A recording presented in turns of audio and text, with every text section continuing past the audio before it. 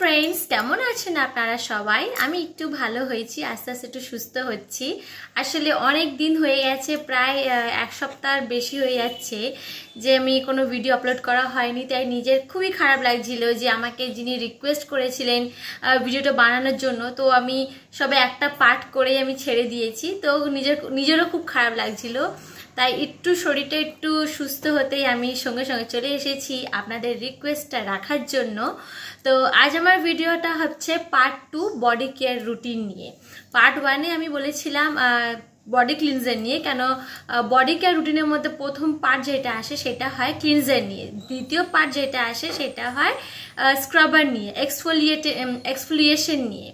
তো আমি যেটা বলতে চাই যে আমি পার্টগুলো মানে এই যে বডি কেয়ারের যে রুটিনগুলো হয়, এই ভিডিওগুলো আমি অয়েলি আর ড্রাই স্কিনের উপরে ফোকাস করব।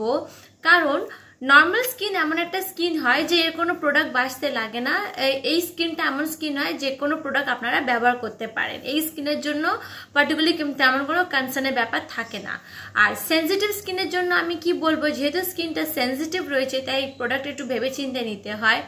তো সেই জন্য আমি সেনজিটিভ স্কিন নিয়ে বেশি কিছু বলবো না, শুধু একটা জিনিসই বলবো যে যাদের স্কিন সেনজিটিভ রয়েছে তারা এই যে এক্সফোলিয়েশন বলুন, মানে স্ক্রাবার বলুন, ক্লিনজার বলুন, ময়শ্চারাইজার বলুন, যা কিছু ব্যবহার করবেন তার মধ্যে যেন কোনো রকম ফ্র্যাগনেন্স না থাকে। ফ্র্যাগনেন্স ফ্রি প্রোডাক্টগুলো আপনারা ব্যবহার করার চেষ্টা করবেন। তো আজকের আমার পার্ট 2টা হচ্ছে বডি কেয়ার রুটিনের পার্ট 2টা হচ্ছে, সেটা হচ্ছে যাদের স্কিনটা আজকে শুধু আমি বলবো অয়েলি স্কিনের জন্য, নেক্সট উইকে আমার থাকবে ড্রাই স্কিনের জন্য। তারপর এখন তো এই পার্ট তো চলতে থাকবে, এখন শেষ হবে না, এখন অনেকটাই চলবে। So welcome to my channel. আমি হচ্ছি আপনার স্কিন কেয়ার অ্যান্ড হেয়ার কেয়ারের বান্ধবী। আমি আপনাকে গাইড করে থাকি প্রপার প্রোডাক্ট রিভিউ দ্বারা, আর সেই রিভিউটা হয় আমার পার্সোনাল এক্সপিরিয়েন্স আর রিসার্চ দ্বারা। তো আজ আমার যে ভিডিওর যে কন্টেন্টগুলো রয়েছে, টপিকগুলো রয়েছে, সব কিছু কিন্তু আমার রিসার্চের পার্ট। আমি রিসার্চ করে যতটুকু বুঝেছি আপনাদের কাছে আমি শেয়ার করার চেষ্টা করব। তো আজকের টপিকটা হচ্ছে আপনার যাদের স্কিনটা হচ্ছে অয়েলি স্কিন, তো যাদের স্কিন অয়েলি স্কিন থাকবে তারা নিজের বডি কেয়ার রুটিনের মধ্যে কি করে তারা নিজেদের বডি স্ক্রাবারটা চুজ করবেন। তো আমি আমি কিছু হোম রেমিডিস নিয়ে আলোচনা করি। তো যাদের অয়েলি স্কিন রয়েছে, যাদের ঘরে বসে বসে কিভাবে নিজেদের বডি স্ক্রাবার বানাবেন। তো প্রথম টিপসটা হচ্ছে বডি স্ক্রাবার যেটা হচ্ছে সেটা হচ্ছে কফি আর হানি স্ক্রাব। মানে কফিটাকে হানির সাথে একটু মিশিয়ে নেবেন। ধরুন আপনার 3 থেকে 4 চামচ নেবেন আপনারা কফি, আর 5 চামচ নেবেন এর মধ্যে অলিভ অয়েল, আর 5 চামচ নেবেন আপনারা মধু, হানি নেবেন। আর এইটাকে নিয়ে ভালোভাবে একটা বাউলে মেশাবেন। মেশানোর পরে আপনার বডিতে স্ক্রাব করবেন। স্ক্রাব করার পরে যদি এক্সট্রা বেঁচে যায় সেটা ফ্রিজে রেখে দিতে পারেন। তো স্ক্রাবটা করলেন, স্ক্রাব করার পরে সেটা একটু হালকা গরম জল দিয়ে ধুয়ে ফেললেন, ভালো করে পরিষ্কার করে ফেললেন। এটা হচ্ছে 1 নম্বর। দ্বিতীয় নম্বর যেটা হচ্ছে সেটা হচ্ছে ওট মিল আর হানি স্ক্রাব করতে কি হবে, অর্ধেক কাপ নিতে হবে ওট মিল নিতে হবে, মশলা ওট না, প্লেন ওট নিতে হবে।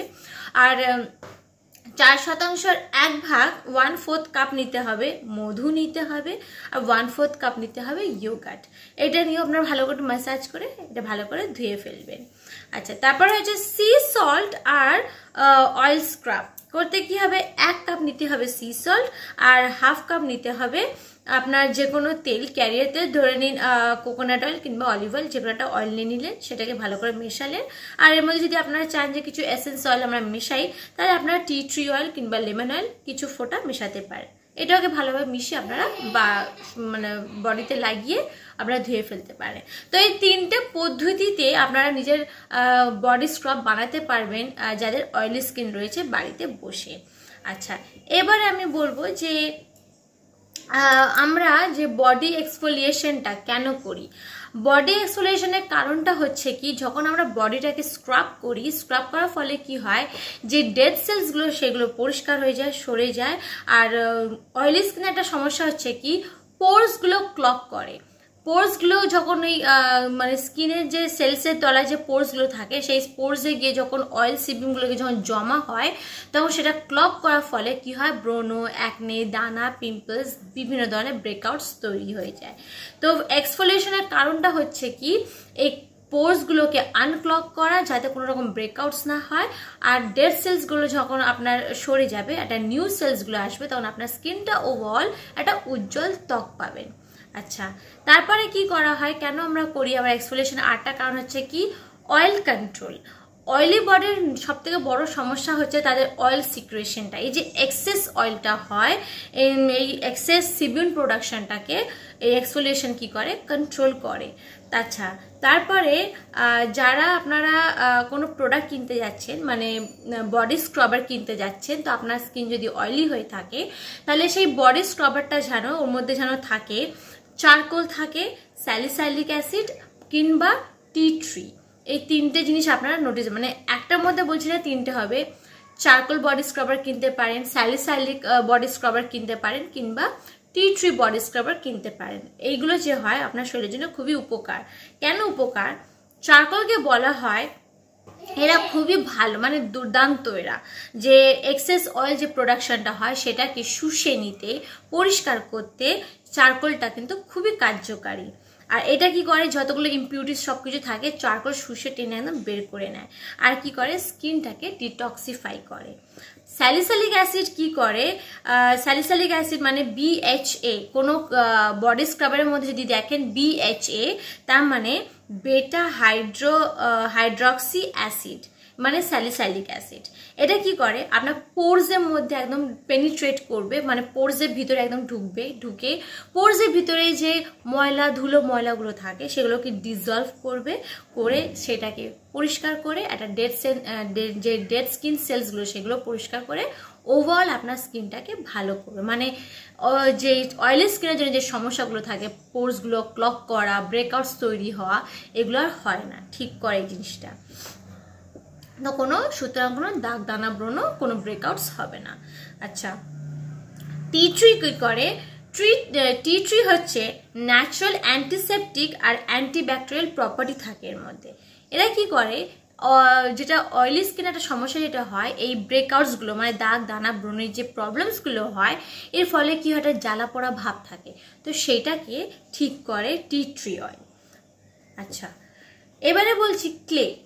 কোনো প্রোডাক্টে যদি ক্লে থাকে, ক্লে যেমন হচ্ছে আপনার বেন্টোনয়েড বা কাওলিন, এটা যদি থাকে, এই প্রোডাক্টটা আপনারা ব্যবহার করতে পারেন। ক্লে কি করে, স্কিনের মধ্যে যে এক্সেস অয়েলটা থাকবে সেটাকে টেনে বের করে দেয়। তাহলে এই জিনিসগুলো আপনারা দেখে প্রোডাক্ট কিনে নেবেন। যদি আপনারা প্রোডাক্ট কেনে, সেই প্রোডাক্টের মধ্যে যেন চারকোল প্রোডাক্ট বডি স্ক্রাবার হয়, কিংবা স্যালিসাইলিক বডি স্ক্রাবার, কিংবা টি ট্রি বডি স্ক্রাবার, কিংবা ক্লে বডি স্ক্রাবার যেন হয়। আচ্ছা, এবারে এই যে বডি স্ক্রাব করার যে পদ্ধতিটা, এটা দুভাবে হয়। একটা একটা হয় আপনার ফিজিক্যাল স্ক্রাব, আর একটা হয় আপনার কেমিক্যাল স্ক্রাব। ফিজিক্যাল স্ক্রাব কোনটা হচ্ছে, যেমন এই যে বাড়িতে হোমমেড যে বডি স্ক্রাবার হচ্ছে, মানে যেটা আপনাকে এমনি ঘষে ডলে পরিষ্কার করতে হচ্ছে, এটাকে বলা হয় ফিজিক্যাল স্ক্রাব। তো এই যখনই ফিজিক্যাল স্ক্রাবটা যখন করবেন, একটু জেন্টেল ভাবে করবেন, কারণ যদি একটু বেশি করা হয়ে যায় তাহলে কি হবে, ওভার স্ক্রাবিং এর ফলে কি হয়ে যাবে, সেটাই ইরিটেশন হবে, সেখানে জ্বালা পড়া হবে। তো ওভার এক্সফোলিয়েশন যেন, ওভার স্ক্রাবিং যেন না হয়, এটা মাথায় রাখবেন। আর কেমিক্যাল স্ক্রাব যেমন AHA কিংবা BHA, মানে আলফা হাইড্রক্সি অ্যাসিড কিংবা বেটা হাইড্রক্সি অ্যাসিড, মানে স্যালিসাইলিক অ্যাসিড। এই যে কেমিক্যাল স্ক্রাব হচ্ছে, এটা হচ্ছে ফিজিক্যাল স্ক্রাবের তুলনায় আরো জেন্টেল। তো এইভাবে দুটো হয়। তো আপনারা যেটা পছন্দ হবে, সেই পছন্দ অনুসারে আপনারা নিজের যাতে অয়েলি স্কিন রয়েছে স্ক্রাব করতে পারবেন। আচ্ছা, তাহলে আপনাদের যদি স্ক্রাব কিনতে হয়, তাহলে আমি রেকমেন্ড করবো আপনাদের চারকোল স্ক্রাব, কিংবা স্যালিসাইলিক স্ক্রাব, কিংবা কফি স্ক্রাব। ঠিক আছে, চারকোল স্ক্রাব যেটা হয়, যদি কেনেন তাহলে দেখবেন যেন লেখা থাকে যে ওর মধ্যে ময়শ্চারাইজার অ্যাড করা রয়েছে, মানে এমন কোনো ইনগ্রিডিয়েন্টস যেন সেখানে অ্যাড করা রয়েছে। কারণ চারকোলের কাজ হচ্ছে কি, টেনে শুষে সব বের করে নেওয়া। তো যখন টেনে শুষে বের করে নেবে, তাহলে ওভার ড্রাইং হয়ে যাবে।